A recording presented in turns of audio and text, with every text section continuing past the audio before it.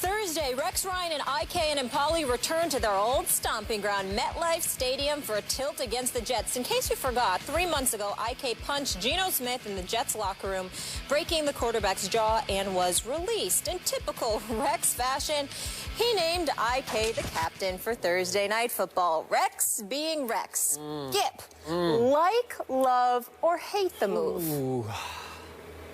Molly, Stephen A., I can't go all the way to love, but I must say, I do like it because it is so disrespectfully Rex. It is just so typical, and I don't think any other NFL coach would dare to call this much attention to what was such an ugly incident back 3 months ago.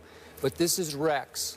He wants to rub the Jets' noses in it. He wants to wave this ugly incident right back in their face just before kickoff. And it's just how he coaches football and why a lot of players want to play for Rex Ryan. And I told you before the year, I really like this team. I picked them to be a wild card. You picked the Jets to be a wild card.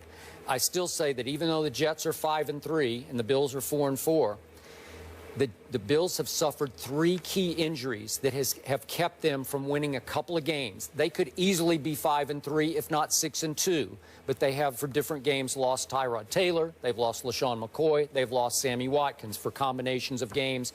I thought they should have beaten your Giants up in Buffalo, but they didn't. And in that game, they didn't have LaShawn or Sammy Watkins. Right. I thought they should have beaten the Jacksonville Jaguars in London. They lost that game 34-31 without Tyrod or Sammy Watkins.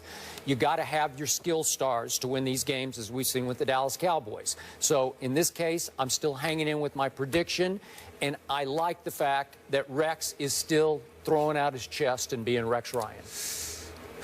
It is funny. It is humorous. It does grab headlines. It is so Rex, but it's also classless. I'll buy that. I would agree with you. And disrespectful. Simply because it was a violent act, although I think one, at least to some degree, instigated by Geno Smith, who is the newest fool of the year. Because when you see that boy Enemkpali walking right there in that footage, I just found myself saying, you got in his face? You don't mess with him. You got in his face, Geno Smith? Like, what on earth were you thinking? Yeah. That's just dumb, okay? Now, having said all of that, we're living in a society, everything, social media and beyond, things tend to go viral and all of this other stuff. We get all of this. You know what kind of incident took place here. You know that violence ultimately led to IK Enemkpali being cut by the Jets immediately where you picked him up. A quarterback that you coached, he punched him in the face, broke his jaw, and it legitimately has jeopardized Geno Smith's career, because since that time, we haven't seen him play, really, up till a couple of weeks ago. But even then, Ryan Fitzpatrick, it was his job. And then after it was his job, Geno Smith came in there and, for the first time. But you don't know what kind of damage this may have done. Now, again, to me, it's Geno's fault for not paying the $600.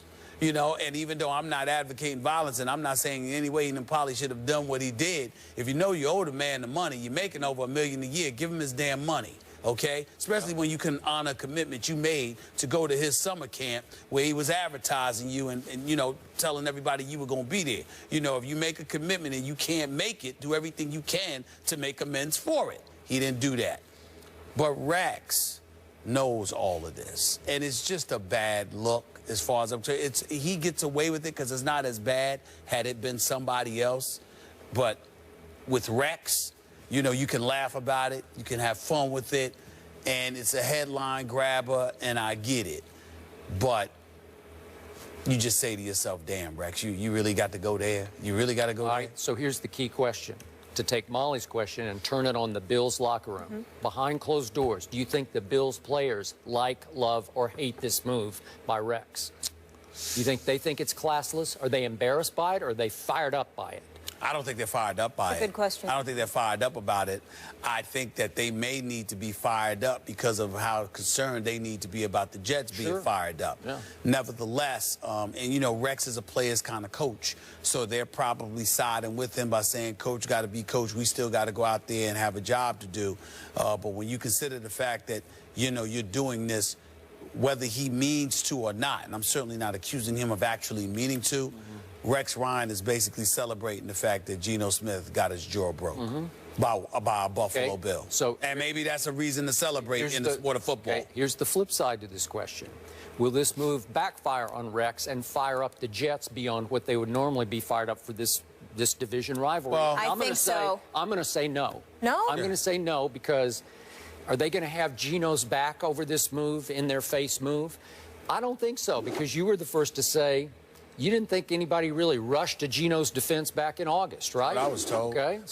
But the thing about it is that you know Rex is coming at you, and if anything, first of all, Todd Bowles is not going to play into that stuff. You know, he's a no-nonsense kind of guy. But secondly, and more importantly, I think they are hyped because they know that Rex Ryan is coming, and Rex Ryan would love to beat up on the organization. He just finished coaching the previous 6 years, and Tyrod Taylor comes back last week. He connects on 11 of 12 passes. You got 200-yard rushers in LaShawn McCoy and Carlos Williams. They both rushed for over 100 yards against Miami. So when you look at it from that perspective, Buffalo has the potential to hurt you.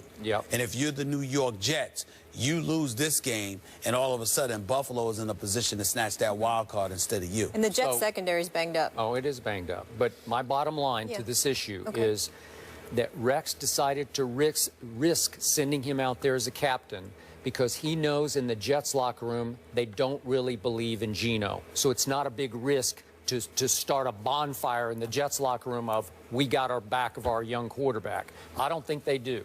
Okay. One quick question. Does Geno bring the check? You know what? Mike and Mike were joking this year what they would do. And Mike Greenberg was Greeny was talking to Michael Kay. And Michael Kay said, gave him like 3 options. And one of the options were the Jets coming at midfield and bringing a huge, big check for $600. That would be hilarious, which I agree with. But I can't imagine that Todd Bowles is going to play into that I don't think so either. And he's to not, me, he's not that in kind the of end, guy. It's still not a laughing matter. That's how I feel about it. All right, moving on. Speaking of not a laughing matter, the Missouri football team took a stand which led to the resignation of the school's president. What impact will this have moving forward? Ryan Clark will join us for that conversation. Stay here.